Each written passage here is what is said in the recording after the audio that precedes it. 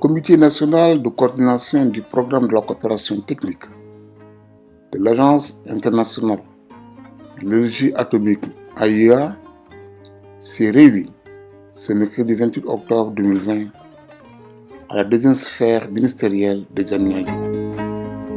Tenu en présence de l'ambassadeur du Sénégal en Allemagne, Son Excellence M. Cheikh Tidiane Sall, cette réunion a été présidée par le directeur général de la recherche et de l'innovation, le professeur Amadou Kallou Diop.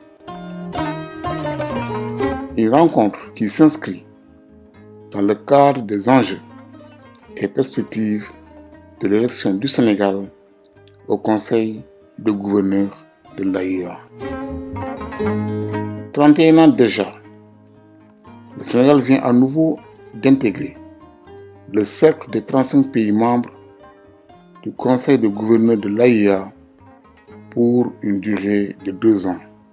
Il s'agit de l'élection du Sénégal au Conseil des gouverneurs de l'Agence internationale de l'énergie atomique. Et c'est une première depuis 1989, donc le dernier mandat remonte à 1989. Le Sénégal a été élu le 24 septembre dernier à l'issue de la conférence générale de l'Agence de l'énergie atomique qui a eu lieu à Vienne. Donc il s'agit d'abord d'un succès diplomatique puisque quand même c'est un travail qui a été abattu par le ministère des Affaires étrangères en rapport avec le ministère de l'Enseignement supérieur. Et puis on a donc pu mener la campagne auprès des pays membres à Vienne pour qu'on puisse quand même aboutir à cette élection. Le Conseil des gouverneurs, c'est l'un des deux organes vraiment directeurs de l'agence. Il y a la conférence générale et le Conseil des gouverneurs qui nomme le DG, qui entérine le programme de coopération, qui suit les programmes de garantie. Donc c'est généralement à l'issue de ces réunions qu'on voit souvent quand il s'agit de questions de prolifération nucléaire, Irak, Iran, Corée du Nord, Syrie. C'est ce conseil-là qui se saisit de ces questions-là. Ainsi, grâce à l'accompagnement technique et matériel de l'AIEA, le Sénégal a pu bénéficier de nombreux projets de développement des secteurs de l'agriculture, l'éducation, la santé et l'enseignement supérieur.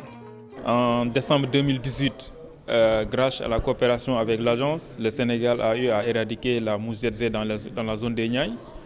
Et aujourd'hui, on a un projet pour étendre ce programme-là dans le Sine Saloum, qui est une zone beaucoup plus vaste.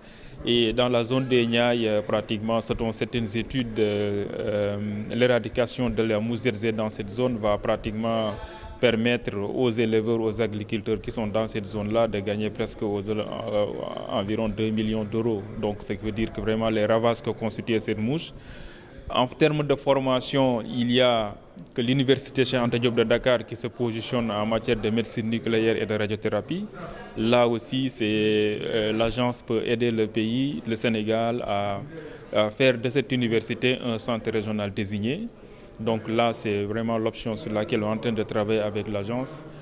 L'agence aussi, dans le cadre de la lutte contre la Covid-19, a eu à appuyer le Sénégal, donc à travers 3 lots, pratiquement d'une valeur totale de 144 millions. Ce sont des tests de PCR, des équipements pour des laboratoires.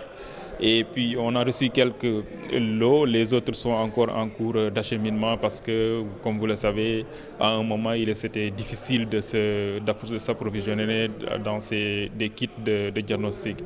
Donc dans le domaine de l'enseignement supérieur aussi, il y a des aides qui sont données par l'agence.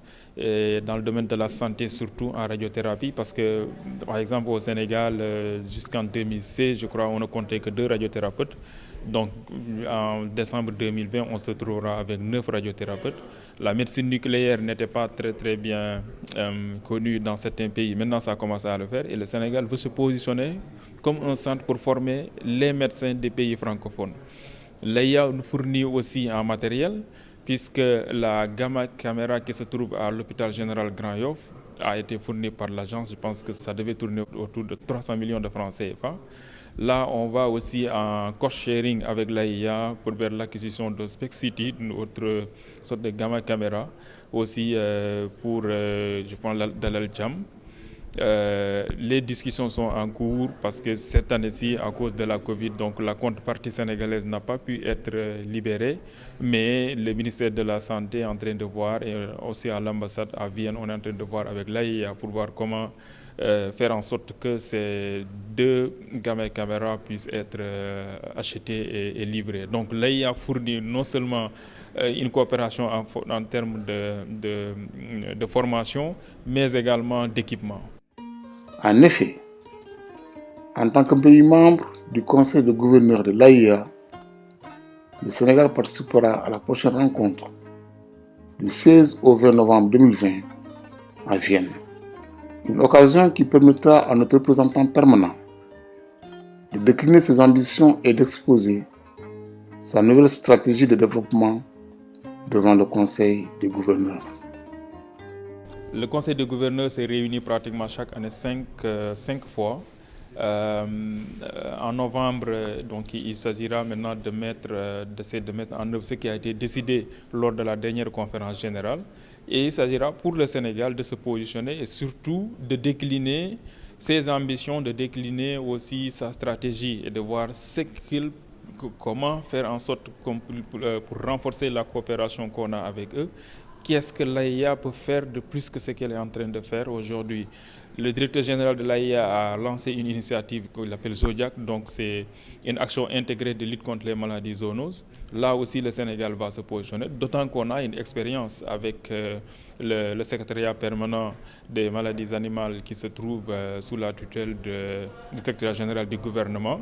Donc on peut vraiment se positionner pour que le Sénégal puisse quand même être un point d'ancrage pour cette initiative, cette nouvelle initiative que le nouveau DG est en train de mettre en place, parce que c'est parti vraiment de la maladie de Covid-19. Donc on se dit que certainement avec les changements climatiques, on va vers de plus en plus de maladies qui affectent les hommes et en provenance soit de l'environnement, soit des animaux. Et donc là, on a vraiment pour moi une carte à jouer par rapport à ça. Et lors de mon dernier entretien avec le directeur général de l'AIA, il a assuré vraiment qu'il veut faire du Sénégal un pays cible, qu'il veut aider, parce que sachant qu'on a l'expérience en matière de formation, de la faculté de médecine de l'Université de Dakar est très très bien connue. Donc il souhaite faire vraiment du Sénégal un point qui va permettre d'atteindre les autres pays de l'Afrique subsaharienne. En fait, les applications du nucléaire sont nombreuses. Je viens de vous dire que la technique nucléaire a été utilisée pour l'éradication de la mouche ZZ dans les Niayes. Parce qu'en fait, ce qu'ils font, la technique, c'est quoi? Ils prennent des mouches mâles et ils les stérilisent avec la technologie nucléaire. Et ils les lâchent dans la nature. Et ça fait de telle sorte que maintenant, les mouches ne vont plus se reproduire. Il se trouve que maintenant, le Sénégal a l'ambition d'avoir aussi un insectarium parce qu'en fait, ces insectes-là, on les importe du Burkina Faso. Donc, notre projet au Sénégal, c'est d'avoir notre propre insectarium si vraiment on veut irradier le Sine Saloum. Voilà, donc les applications du nucléaire sont nombreuses, la santé, la radiothérapie, et puis il y a d'autres choses aussi, c'est que maintenant avec les découvertes de gaz et de pétrole au Sénégal, ce qui veut dire qu'il y a beaucoup de grandes entreprises qui vont venir et qui vont utiliser des techniques, disons, des sources de radioactives. Et là, il nous faut être formés pour pouvoir quand même faire face à tous ces besoins-là. Et cette formation-là, l'AIA pourra nous la fournir.